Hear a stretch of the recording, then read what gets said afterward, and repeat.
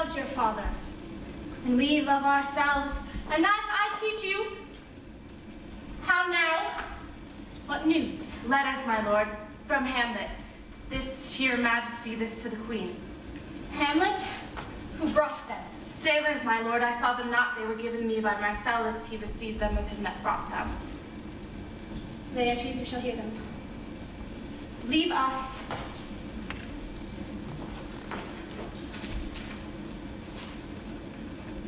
High and mighty, you shall know I am set naked on your kingdom.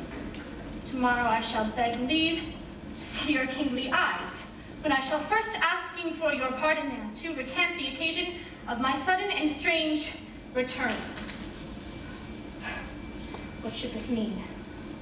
Are they all come back, or is this some abuse or no such thing? Know you the hand? 'Tis in Hamlet's nature, naked. And in postscript here, he says alone. Can you advise me?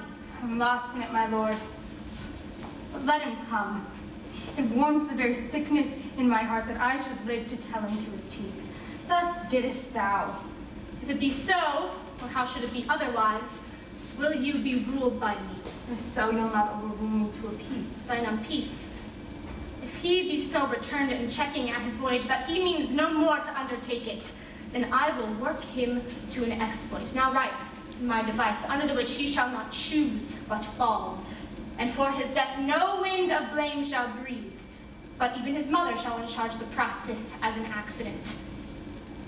Some 2 months hence, here was a gentleman of Normandy. I've seen myself and fought against the French, and they ran well on horseback, but this gallant had witchcraft in it. He grew into his seat, and with such a wondrous doing brought up his horse as if he were encorpsed and demi-natured with the brave beast.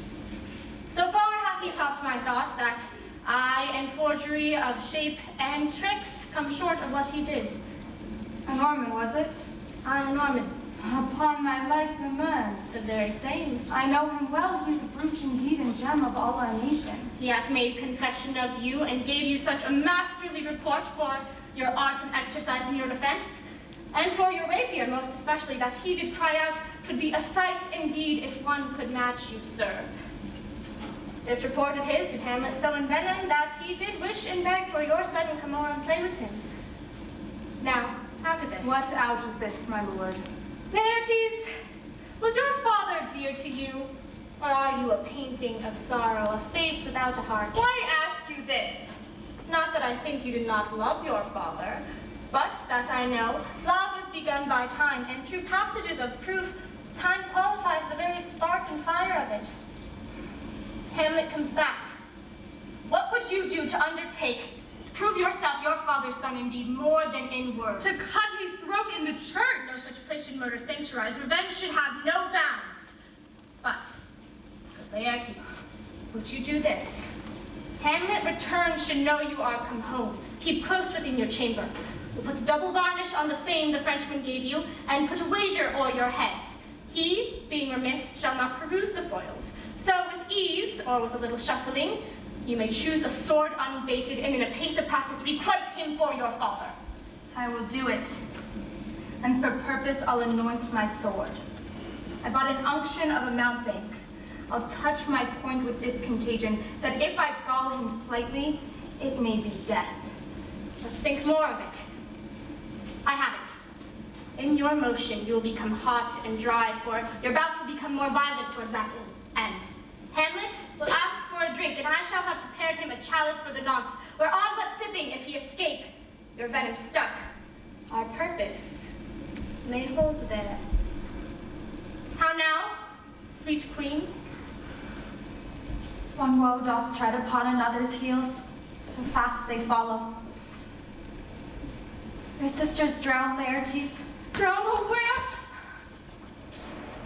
There's a willow, grows aslant, a brook that shows his oar leaves in the glassy stream. There with fantastic garlands did she come of crow flowers, nettles, daisies, and long purples that our liberal shepherds do give a grosser name to, but our cold mates do dead men's fingers call them. There on the pendant, expose her coordinate weeds clambering to hang an envious sliver broke. And down her weedy trophies and herself fell into the weeping brook. Her clothes spread wide and mermaid like a while they bore her up, which in time she chanted snatches of old tunes as one incapable of her own distress, or like a creature native and endued unto that element. Long could not be, that her garments, heavy with the drink, pulled the poor wretch from her melodious lay to muddy death. Alas, then she is drowned, drowned, drowned. Too much of water hast thou, poor Ophelia, and therefore I forbid my tears. But yet it is our trick, nature her custom holds. Let shame say what it will, when these are gone the woman will be out. Adieu, my lord, I have a speech of fire that fain would blaze, that this folly doubts it. Let's follow, Gertrude. How much work I had to do to calm his rage, and now I fear this will give it start again. Therefore, let's follow.